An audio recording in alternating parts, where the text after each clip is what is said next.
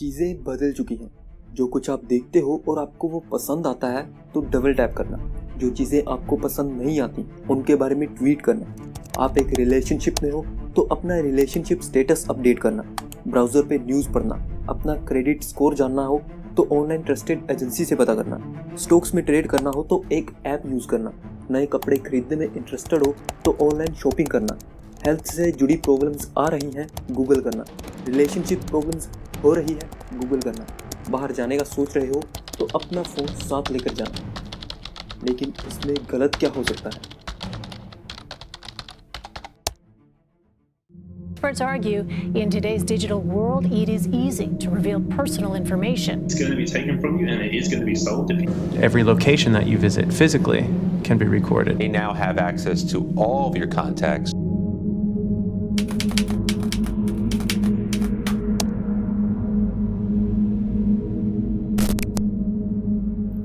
ये कुछ इस तरह काम करता है।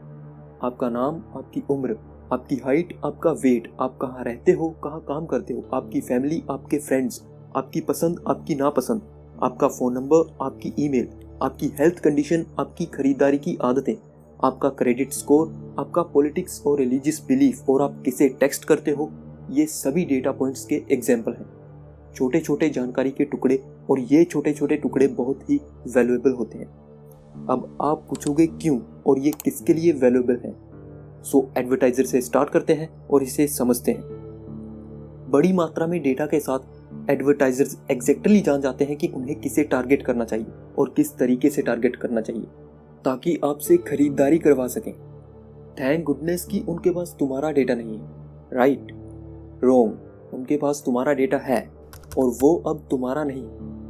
तो डेटा ब्रोकर्स की दुनिया में आपका स्वागत है, जो आपकी निजी जानकारी को अन्य कंपनियों को बेचने पर बेस्ड है, और ये एक $200 बिलियन की इंडस्ट्री है।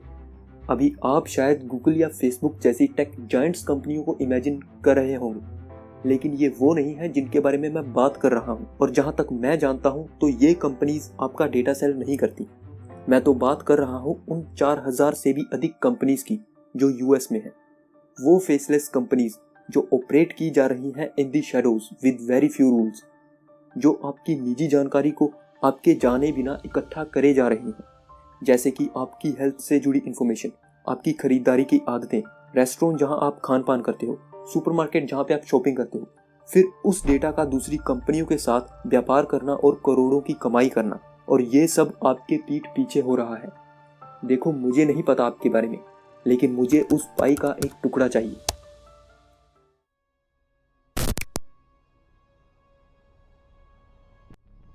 अगर हम लोगों की जानकारी से प्रॉफिट कमाने का सोच रहे हैं तो हमें वो डेटा कलेक्ट करना शुरू करना होगा। ये थोड़ा मुश्किल लगता है, राइट? लेकिन ये आपके सोचने से भी बहुत आसान है। आजकल लोग खुशी खुशी अपनी जानकारी अपनी इच्छा से देते हैं, और वो भी बिना ये रियलाइज़ किए कि ये डेटा निकाला और बेचा जा सकता है। पब्लिक इन्फॉर्मेशन से शुरू करें तो किसी के सोशल मीडिया पेजेस पर आप कुछ भी ढूंढ सकते हो। लोग खुशी खुशी अपनी तस्वीरें, पेजेस जिन्हें वो लाइक करते हैं, वो जगह जहां वो विजिट करते हैं, relationship status, hobbies, friend list सब प्रोवाइड करते हैं। प्रॉपर्टी रिकॉर्ड्स देखो, land registry, court records, birth certificate, voter registration information, bankruptcy records, इन सभी चीज़ों को पब्लिकली एक्सेस किया जा सकता है। But that's not enough data. अब हमें इससे भी और ज़्यादा डेटा की ज़रूरत है। सो आगे बढ़ो और ऐसी कंपनीज को ढूंढो जो अपने कस्टमर्स के डेटा को सेल करने के लिए तैयार हैं। हाँ, मैं आपके फेवरेट रिटेल स्टोर की बात कर रहा हूँ, जिसने आपको उनके लॉयल्टी कार्ड ऑफर किए थे। उनके पास आपकी खरीदारी के बारे में सारी इन्फॉर्मेशन होती है कि कब आपने खरीदारी की है और कितनी बार आपने खरीदारी की है। एंड गेस व्हाट, ये सब बेचने के लिए होता है। Retailers are finding out that they have a secondary source of income, which is that the data about their customers is probably just about as valuable, maybe even more so, than the actual product or service that they're selling to the individual.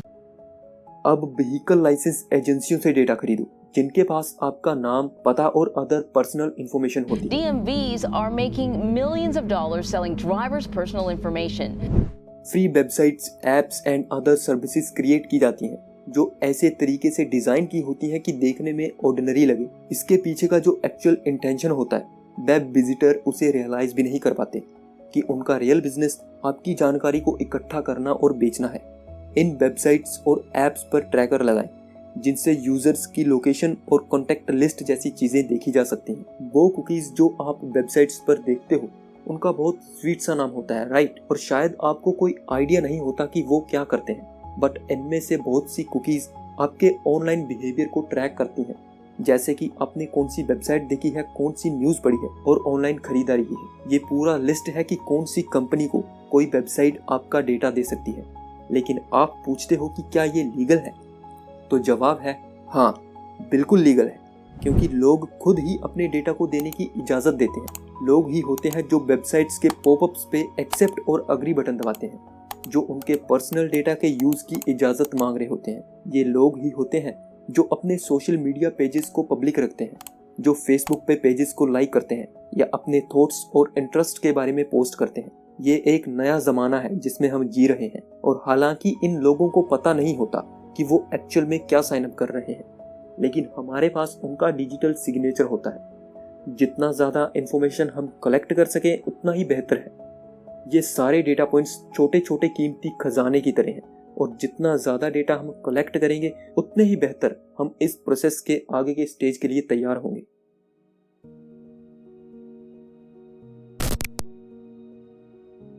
Easy data सिर्फ random bits of information नहीं होता। वास्तव में data का आधार human behaviour होता है, और जो डेटा आप ब्रोकर के रूप में कलेक्ट कर रहे हो, अब इसे प्रोडक्ट बनाने का टाइम आ गया है। तो ये सारा डेटा क्रम में इकट्ठा होना चाहिए जो हमने लोगों से लिया है। अब हमें इस इंडस्ट्री में प्रोफाइल क्रिएट करने की ज़रूरत है। हमें इससे कोई फ़र्क नहीं पड़ता कि कोई व्यक्ति इस ब्रांड को पसंद करता है या उस ब्रांड को, बेसबॉल को पसंद करता है या बास्केटबॉल को, वो वॉलमार्ट में शॉपिंग करता है या मॉरिसन्स में।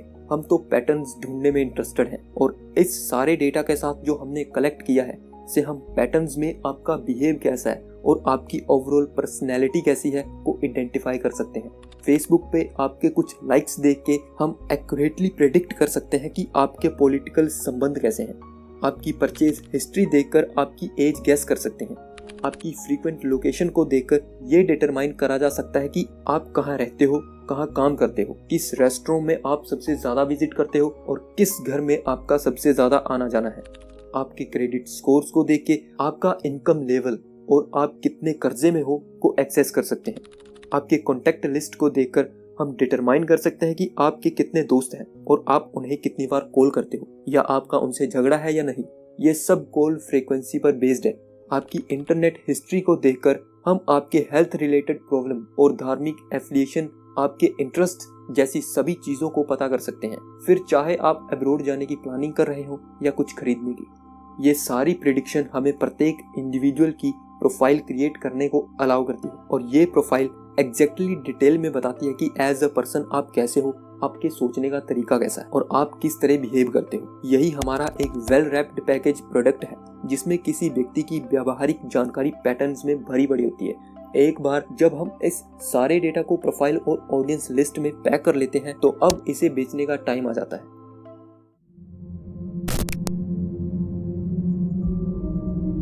आप शायद सोच रहे होंगे कि इस इंफॉर्मेशन को बेचना किसे है, तो इसका जवाब लगभग हर किसी के करीब है। अभी आपके मेन जो कस्टमर्स हैं वो मार्केटिंग कंपनियां होंगी। अगर हमारे पास ऐसे लोगों की लिस्ट है जो हेल्थ को लेकर कॉन्शियस हैं, जो कि आप किसी व्यक्ति की खरीदारी से पता लगा सकते हो, तो ऐसी कुछ कंपनियां हैं जो उस लिस्ट को पाने को बेताब होंगी, जैसे जिम के personal trainer, health based restaurant, food subscription boxes, online fitness program और एटसेट्रा। ये लोग ये जानने के लिए बहुत उत्सुक रहते हैं कि कौन फिट होने में इंटरेस्ट रखता है, क्योंकि एडवर्टाइजर्स का कैंपेन जितना ज़्यादा टारगेटेड होगा उतना ही रिटर्न उन्हें देखने को मिलेगा। तो यही आपको आना है और उन लोगों की लिस्ट को बेचना है जो बिल में फिट बैठते हैं। लेकिन क्या ये यहीं तक ही सीमित है? बिल्कुल नहीं। क्या आप जानते हो कि ये प्रोफाइल आपके बारे में क्या क्या तय कर सकती है? ये आपके लाइफ के जोखिम को भी डिटरमाइन कर सकते हैं कि आप अपनी लाइफ में कितना रिस्क उठाते हो, और कुछ ऐसा है जो इंश्योरेंस कंपनीज भी जानना चाहती हैं। जैसे अगर आपने हाल ही में एक मोटरसाइकिल खरीदी है तो तैयार हो जाइए कि ये जानकारी हेल्थ इंश्योरेंस कंपनी के द्वारा टारगेट की जाएगी। बैंक भी आपकी सर्च हिस्ट्री से आपकी इंफॉर्मेशन को जानना चाहते हैं ताकि वो आपके क्रेडिट कार्ड परचेजेस और लग्जरी आइटम्स को देख सकें, जिससे वो ये निर्धारित कर सकते हैं कि आपको लोन्स हायर इंटरेस्ट पर देना है या लोअर इंटरेस्ट पर जो आप लेते हो। अब लोगों की सर्च वेबसाइट के बारे में बात करें तो ये वेबसाइट्स लोगों की पर्सनल इंफॉर्मेशन को स्टोर करती हैं, जिस जानकारी को आप एक फीस देकर एक्सेस कर सकते हो। वो किसी व्यक्ति का नाम, पता, परिवार के सदस्यों और अन्य जानकारी पर डेटा कलेक्ट करना पसंद करते हैं। और सरकार के बारे में बात करें तो सरकार आपकी सटीक लोकेशन को जानना चाहती है, खासकर अगर आप उनके लिए इंटरेस्टेड हो, जैसे किसी इलीगल काम के शक के दायरे में आना। और दूसरे डेटा ब्रोकर्स की बात करें तो ये डेटा ब्रोकर्स एक दूसरे को डेटा सेल करते हैं। ये सेलिंग का प्रोसेस स्क्रैपिंग करने जितना आसान नहीं है कि किसी को भी सेल कर दिया, बल्कि ये पूरी की पूरी इंडस्ट्री डेटा ब्रोकर्स की एक वेब है एक दूसरे को डेटा बेचने की, जो बाद में कंपनियों को बेचा जाता है। और इसकी कीमतें डेटा ब्रोकर्स के द्वारा दी जाने वाली इंफॉर्मेशन के आधार पर बढ़ती जाती है। एक एवरेज ईमेल को एक ब्रांड के लिए लगभग $89 का माना जाता है। तो समय के साथ कोई केवल कल्पना कर सकता है कि किसी व्यक्ति के पॉलिटिकल संबंध, खरीदारी के डिसीजन या उनकी हेल्थ कंडीशन जैसी इंफॉर्मेशन अन्य डेटा ब्रोकर्स और कंपनियों के लिए कितने मूल्यवान है, लेकिन इसकी कीमत तय करना मुश्किल है। ये इंडस्ट्री शैडो में बिल्ड की गई with word of mouth deals, जिसका मतलब है कि ये इंडस्ट्री ट्रांसपेरेंट नहीं है और जिसकी डील्स पर्सनल कनेक्शन के माध्यम से की जाती है, जो कि पब्लिकली एडवर्टाइज्ड नहीं होती और केवल प्राइवेट मार्केट प्लेस में ही स्पोर्ट होती है, जहां आप इस जानकारी को खरीद सकते हो। सुनने में थोड़ा अजीब है, लेकिन एक $200 बिलियन की इंडस्ट्री जो आपकी जानकारी का इस्तेमाल करके बनाई गई है। और ये सब बताए जाने के बाद भी अभी भी एक बड़ा सवाल जो आपके मन में है, एक ऐसा सवाल जो आप शायद इस वीडियो की शुरुआत से ही पूछना चाहते हैं।